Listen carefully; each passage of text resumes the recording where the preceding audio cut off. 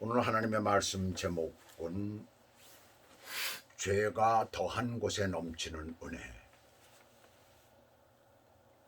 로마서 5장 12절에서부터 21절까지입니다. 제가 봉독해 올려드리겠습니다. 그러므로 한 사람으로 말미암아 죄가 세상에 들어오고 죄로 말미암아 사망이 들어왔나니 이와 같이 모든 사람이 죄를 지었으므로 사망이 모든 사람에게 이르렀느니라.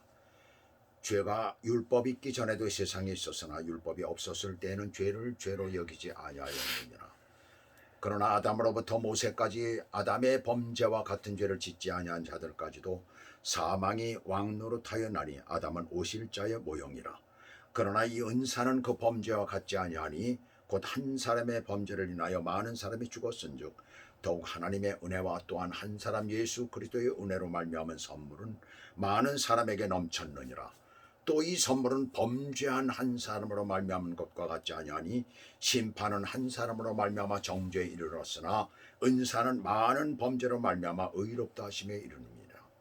한 사람의 범죄로 말미암아 사망이 그 한 사람을 통하여 왕노릇하였은즉 더욱 은혜와 의의 선물을 넘치게 받는 자들은 한 번 예수 그리스도를 통하여 생명 안에서 왕노릇하리로다.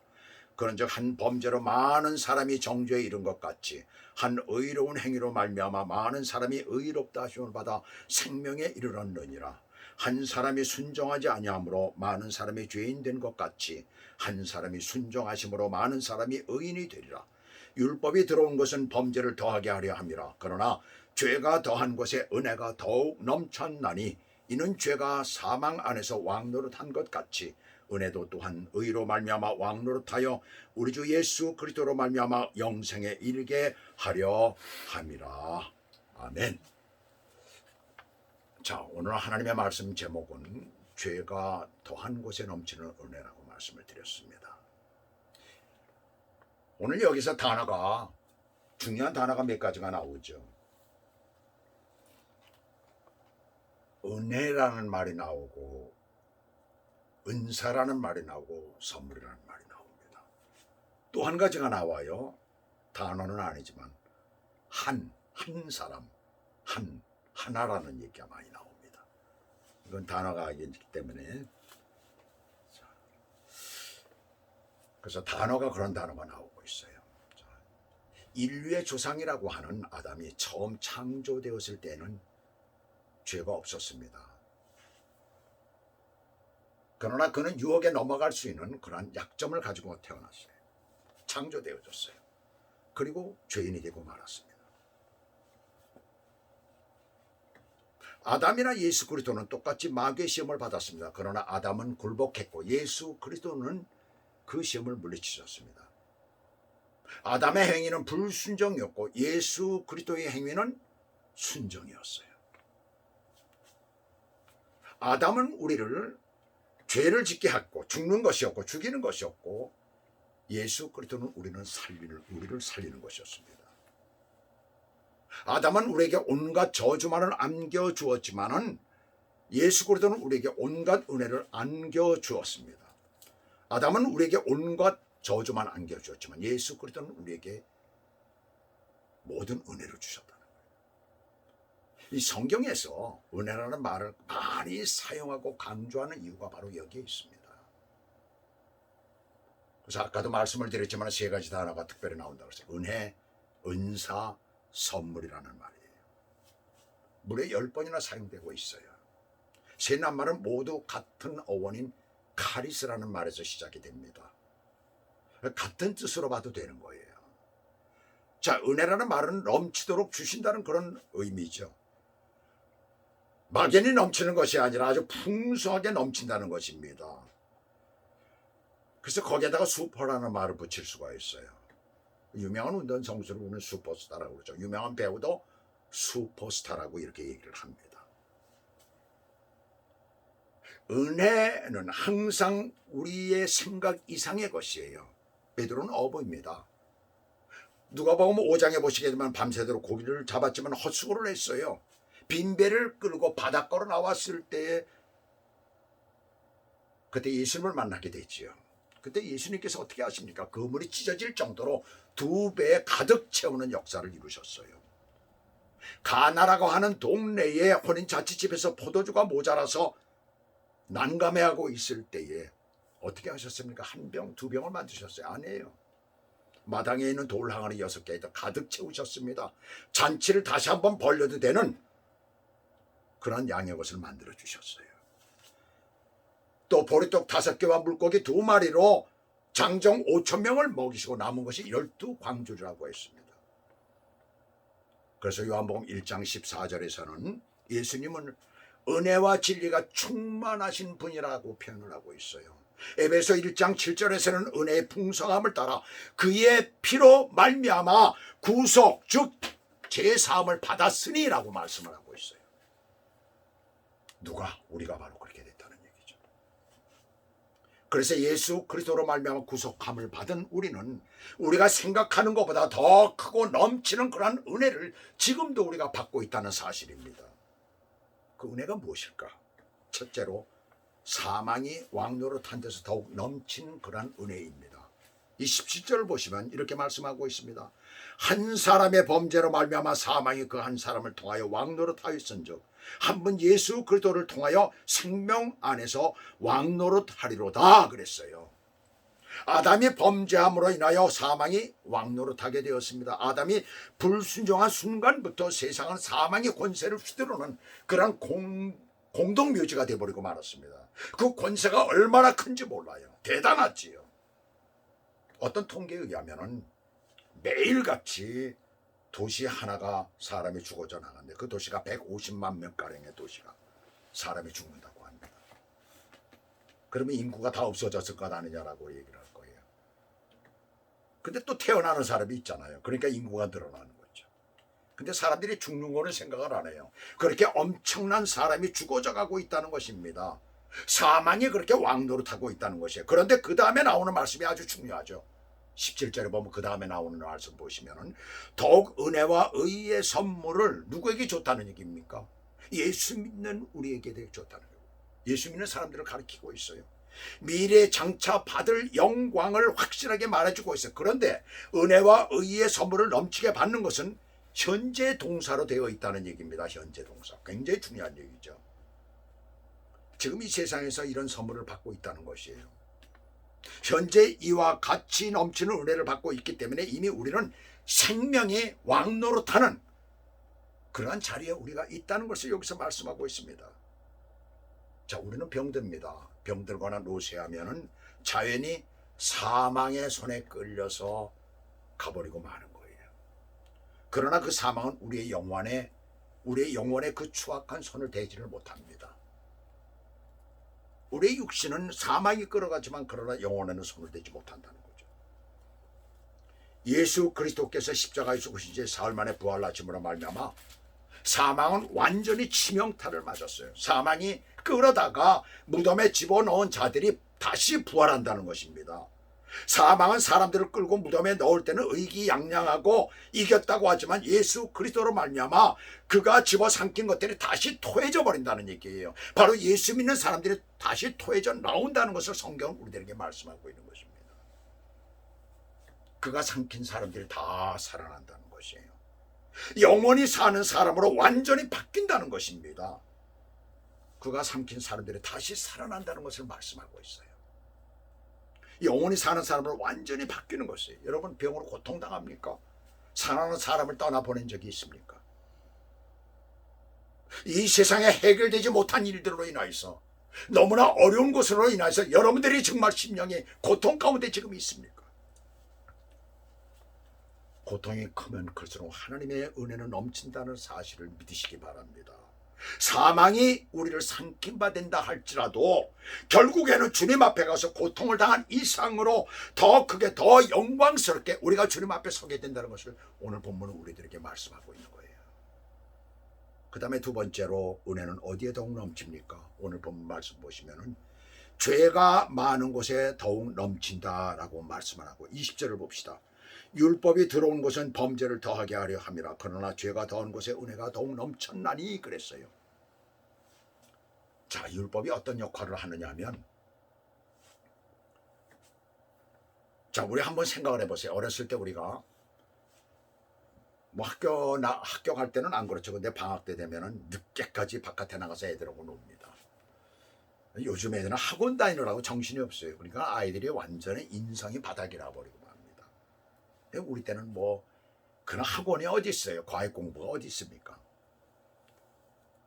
방학 때 되면 종일 나가서 놀다가 이제 엄마가 부르고 야 밥 먹어 그러면 이제 밥 먹으면 벌써 어둑어둑해진 거예요. 그때는 모르죠. 이제 제가 얼마나 뒹굴고 놀았는지 모르는데 집에 가서 보면 엄마한테 야단 맞습니다. 거울에 가서 보면 아주 엉망진창이에요. 얼굴 꼬라지도 그렇고 옷을 입은데 옷에 흙투성이고 불빛에 비춰보니까 그래요. 불빛에 비춰보니까 어두울 때는 모르죠. 근데 불빛에 비춰보면 그렇습니다. 근데 불빛에 비춰봐가지고 그것이 깨끗하게 됩니까? 어디로 가야 돼요? 배수름으로 가야 되죠. 화장실에 가서 닦아야죠. 그래야만 깨끗하게 되는 거다. 그리고 옷을 빨아야 되는 것입니다. 율법이 바로 그와 같다는 얘기입니다. 죄가 율법 안에 가면은 그러면 죄가 그 율법 안에 갔을 때에 그 죄를 발견하게 되는 거죠. 그때 율법 안에 율법은 마치 불빛과 같은 거예요. 그러나 율법이 어떻게 하지를 못합니다. 어떻게 할 수가 없는 것이에요. 그런데 거기에 뭐가 들어오는 것이에요. 예수 그리스도가 십자가의 은혜를 그 죄가 많은 것을 내가 발견하게 되면 그냥 있으면 안 되는 거죠. 십자가로 내가 달려가야 되는 것이에요. 십자가로 달려갈 때 그것이 해결이 되는 것입니다. 율법은 어떻게 할 수가 없는 거예요. 오직 십자가로 달려갈 때만 해결이 되는 것입니다. 마치 우리가 더러운 것을 보고 불빛에 비춰봤을 때 그것을 내가 볼 수는 있지만은 그러나 해결이 안 되잖아요. 그럼 목욕탕에 가가지고 아니면 샤워장 뭐 배수름 요즘에 배수름이라고 얘기를 합니다만은 옛날에는 이제 수도가루 가가지고 다 씻잖아요. 그리고 불빛에 비춰보면은 그때는 다시 깨끗해진 것을 알 수가 있습니다. 그러므로 율법 앞에서 자기 자신이 얼마나 약한가를 덜 보면 덜 보는 만큼 은혜는 약해진다는 거예요. 오늘 이 본문의 말씀을 우리가 잘 봐야 돼요. 이 본문의 말씀이 굉장히 지루하면서도 굉장히 어려운 그런 부분입니다. 그래서 도대체 이게 무슨 말인가라고 하기 쉬워요. 근데 보면은 이게 무슨 말이냐 하면은 자기의 악한 모습을 많이 보면 많이 볼수록 하나님의 은혜가 더한다는 것입니다. 왜 그럴까요? 자기 율법에서 자기 악한 모습을 보게 되면 어디로 달려가게 돼요? 하나님의 은혜 앞에 내가 나아가게 돼서 더 부르짖어 기도하게 되잖아요. 하나님 앞에 매달리게 되잖아요. 그렇기 때문에 더 은혜가 많아진다는 것을 말하고 있는 거예요. 자기의 죄를 씻기 위하여 하나님 앞에 더 많이 메어 달리기 때문에 그렇습니다. 그만큼 더 십자가의 은혜를 사모하기 때문에 주님이 주시는 은혜를 더 많이 받을 수가 있다는 것입니다. 그래서 20절 중간에 보시게 되면 그러나 죄가 더한 곳에 은혜가 더욱 넘쳤나니라는 말씀이 나와요. 죄가 많은 곳에는 더 받을 수 있다는 것을 말하고 있는 것입니다. 그래서 20절 중간에 그러나 죄가 더한 곳에 은혜가 더욱 넘쳤나니라고 말씀을 하시면서 그 죄가 많은 곳에는 어떤 곳인가, 어떤 경우를 말할까요? 우리가 예수를 잘 믿으면 모든 죄를 용서받았기 때문에 우리가 마음속에 죄와의 싸움이 깨끗이 사라진 것으로 착각을 하고 있습니다. 아닙니다. 그렇지가 않습니다. 죄의 용서함을 받은 사람들, 하나님 앞에 더욱 가까이 나아가는 사람들일수록 죄에 대한 의식이 더 강해지게 되어 있는 거예요. 그래서 조그만 죄를 짓게 되더라도 그 죄 때문에 내가 이것을 해야 될까? 안 돼. 이것은 안 돼. 이건 죄야. 라고 나 자신에 대해서 물어보게 되는 것입니다. 그래서 하나님의 은혜에 가까이 나아가면 나아갈수록 죄의식이 더 강해지는 것이에요. 이거는 죄다. 이것은 죄가 아니다. 라는 것을 더욱 판단하게 된다는 얘기입니다. 그래서 더욱더 하나님 앞에 매달리게 되는 것이고 이것은 참으로 온전치 못한 것이로구나 라고 주님 앞에 매달려 기도하게 되는 것이에요. 그래서 더 은혜가 풍성하게 일어난다는 것을 오늘 본문은 우리들에게 가르쳐주고 있는 것입니다.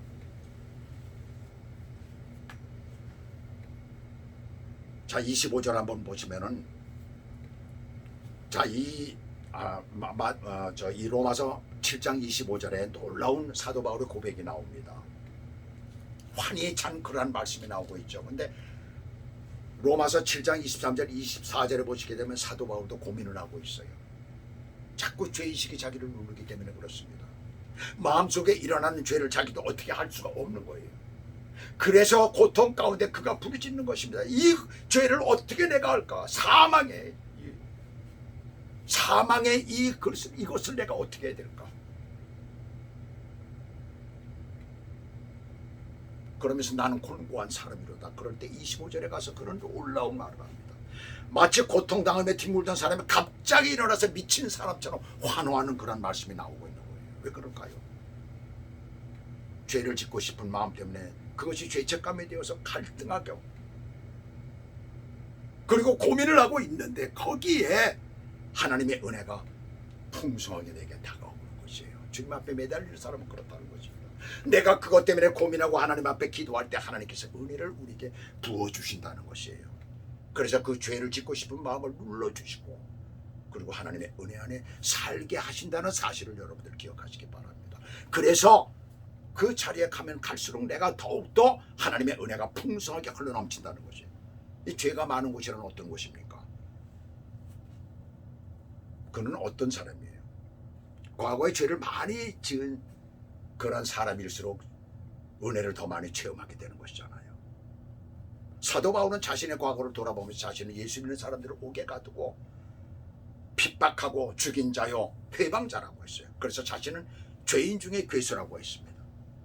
그때마다 자기를 부르시고 모든 죄를 용서해 주셨을 뿐만 아니라 복음의 증인으로 불러 일하게 하신 하나님의 그 넘치는 은혜를 특별히 체험했다는 것입니다. 바로 오늘 우리들도 그 체험을 할 수가 있다는 것을 여기서 말씀하고 있는 것이에요.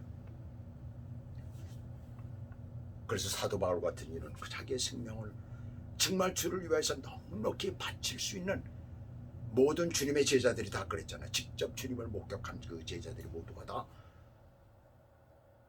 죽을 때 비참하게 죽었습니다. 어떻게 그렇게 할 수가 있을까요? 그것은 내가 죄 많은 것을 내가 알기 때문에, 자기의 죄를 발견했기 때문에, 자기의 마음속에 있는 이 엄청난 죄를 저희들은 발견했기 때문에 그 죄가 커지면 커질수록 은혜가 더 커지는 거예요. 그래서 주님 앞에 넉넉히 그것을 드릴 수가, 자기의 생명을 드릴 수가 있었던 것이에요. 여러분들은 어떻습니까? 여러분들은 죄를 짓지 않았으니까 달려나갈 수가 없겠죠. 여러분들은 죄인이 아니다라고 생각하는 사람들입니까? 정말 그렇습니까? 아닙니다. 내 죄를 깨달으면 깨달으면, 내 죄가 크다고 생각하면 생각할수록, 나는 이 죄 때문에 못 살겠다라고 하면 할수록 은혜는 더 넘치게 되어 있습니다. 그리고 자기 생명을 내놓을 수 있는 그 자리에까지 간다는 것을 여기서 말씀하고 있는 거예요. 저도 죄를 많이 지은 사람이기 때문에 이 은혜를 충분히 체험을 했기 때문에 지금이라도 당장 주님 앞에 생명을 드릴 수가 있습니다. 너 생명 내놓으라고 내놓을 수 있습니다. 주님을 증거하다가 너 죽으라 그러면 죽을 수가 있습니다. 그러한 여러분들 되시길 바랍니다. 마지막 세 번째로, 죄를 짓는 현장에서 체험하는 은혜예요. 서기관들과 바리새인들은 어떻게 하면 예수님을 올무에 걸릴까? 그들은 전부 다 율법에 대해서는 박사들이죠. 바리새인, 서기관들은 다 그렇습니다. 그 율법에 걸려야 되게 하는데 어떻게 하면 걸릴까? 근데 요한복음 8장에 보시게 되면은 하루는 가늠하다가 현장에서 잡힌 여인을 예수님 앞에 데리고 오죠. 그리고 예수님에게 묻습니다. 모세는 율법에 이런 여자를 돌로 치라고 그랬는데 당신은 어떻게 하시겠습니까? 선생은 어떻게 하시겠습니까? 그럴 때 예수님께서 그 얘기를 들으시고선 아무 말씀 안 하시고 허리를 구부려서 땅에다 무엇인가를 이렇게 쓰시는 거예요. 근데 사람들이 더 이상 묻지를 않아요. 그들은 예수님께서 허리를 펴시고 일어나시더니 하는 얘기가, 너희 중에 죄 없는 자가 먼저 돌로 치라라고. 그리고 다시 허리를 굽히십니다. 그리고 글을 쓰십니다. 그때 거기에 모였던 사람들이 어른으로부터 늙은이로부터 젊은 아이들까지 모두 다 빠져나갔다라고 성경은 말씀하고 있어요. 죄 없는 사람이 세상에 어디 있어요? 다 죄를 짓고 있죠.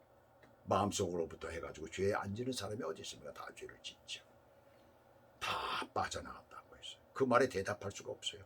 자신 있게 돌로 칠 수 있는 사람이 없었던 거죠. 누구만 남습니까? 예수님과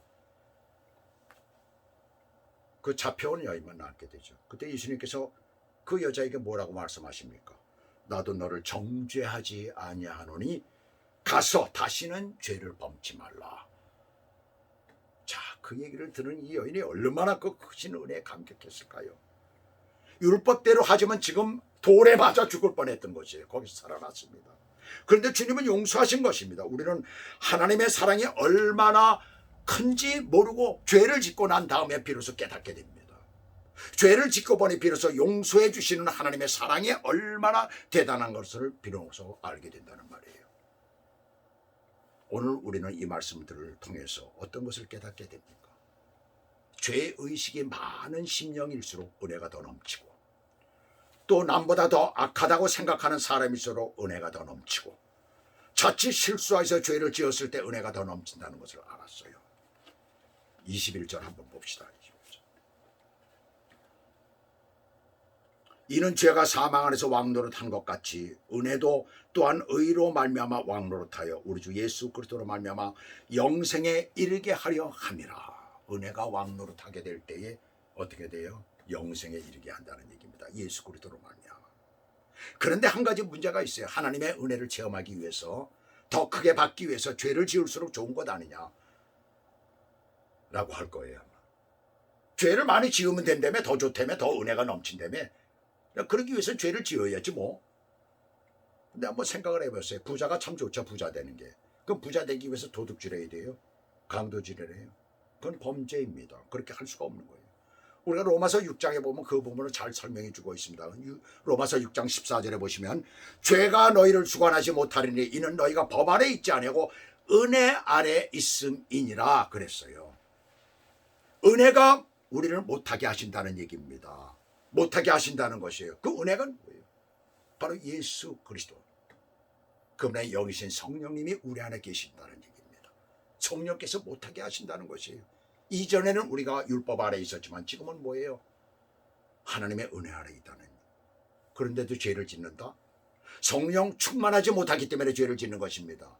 또 그렇게 죄를 짓는다는 것은 성령을 모독하는 것이 되는 것이에요. 성령 충만의 생활을 하면 죄를 짓는 일에 가까이 가지를 않습니다. 그러나 그렇지 못하여 죄를 짓는다 하더라도 하나님을 의지하고 하나님께 나오는 자에게는 하나님의 은혜가 풍성히 넘친다는 사실을 기억하시기 바랍니다. 관광객이 많이 오는 바닷가 해변에 펠리칸 새들이 수백 마리 살고 있습니다. 이 오리 종류죠. 이것은. 이 새들은 관광객이 던져주는 갖가지 먹이를 먹으면서 살이 쪄 있었어요. 그런데 시 당국에서는 어떤 이유로인지 새에게 먹이를 주지 마라 라는 결정을 내리고 그것을 법으로 만들어 버리고 말았습니다. 자, 던져주는 먹이만 먹고 살던 이 펠리칸들이 이제는 먹이를 먹지 못하여서 홀쭉하게 말라가기 시작했습니다. 이제는 굶어 죽는 새들이 생기게 되었어요. 관광객이 던져주는 먹이만 먹던 이러한 새가 물고기를 잡아 먹을 줄을 몰랐어요. 그 새들은 하늘을 나를 수 있는 능력도 있고 또한 바다로 점프해 들어가서 고기를 잡아 먹을 수 있는 능력도 있는데 그것을 할 줄을 모르는 거예요. 하질 않는 거예요. 그래서 시당국에서는 그것을 보고 새들이 죽어가고 있으니까 모여가지고 다시 회의를 했으면 어떻게 했으면 좋겠는가 라고 생각한 끝에 그러면 이렇게 하자. 야생의 펠리칸들을 잡아다가 거기다 섞어놔버리자. 그것이 바로 성공을 했습니다. 야생의 펠리칸들을 잡아다가 거기다 섞어놓으니까 이 야생의 펠리칸들은 확 날아다니면서 가서 물고기를 막 잡아먹는 거예요. 그 맨날 관광객들이 주는 것만 먹고 살던 이 펠리칸은 가만히 보니까는 지는 못 잡아먹는데 잡아먹는단 말이에요. 지도 할 수 있는데. 그래서 가만히 보고 저렇게 하는 것이로구나. 그러고 와서 그 다음부터 물고기를 잡아먹기 시작했다는 것입니다. 우리가 너무나 잘 아는 날마다 먹는 소금을 알죠. 소금. 이 소금은 우리가 먹지 않고서는 안 돼요. 근데 너무나 많이 먹으면 혈압이 오르고 또 잘못하면 신장까지도 망가져버리고 합니다. 근데 우리는 날마다 독약을 먹는 거예요. 이 소금을 구성하고 있는 원소는 아주 두 가지 중요한 원소가 있습니다. 나트륨과 클로라이드예요. 근데 나트륨도 혈압을 높게 하는 것, 그것도 독입니다. 나트륨 자체는 보면 독이에요. 클로라이드는 표백제로 쓰이는 것입니다. 독이에요. 근데 두 독이 만나가지고 어떻게 돼요? 우리 인간에게 꼭 필요한 소금이 되는 것입니다. 자, 여기서 우리가 한 가지 생각을 할 게 있습니다. 여기 죄가 있습니다. 죄는 악한 것이에요. 또 한 가지 율법이 있습니다. 율법은 선하지만 심판을 의미합니다. 이 둘은 서로 만날 수 없는 거예요. 그런데 둘이 합해졌거든요. 어떻게 되겠습니까? 죄를 지은 사람이 율법 앞에 섰어요. 율법 앞에 서면은 깨닫는 것으로 끝나죠. 그런데 거기에 뭐가 역사합니까? 여기 하나님의 사랑이 중개 역할을 하는 것입니다. 하나님의 사랑은 예수님 십자가의 죽으심을 의미하는 거예요. 이것이 두 사이를 연결할 때에 비로소 하나님의 은혜가 되는 것입니다. 그래서 죄 지은 사람이 하나님의 은혜 때문에 구원을 받게 되는 것이에요.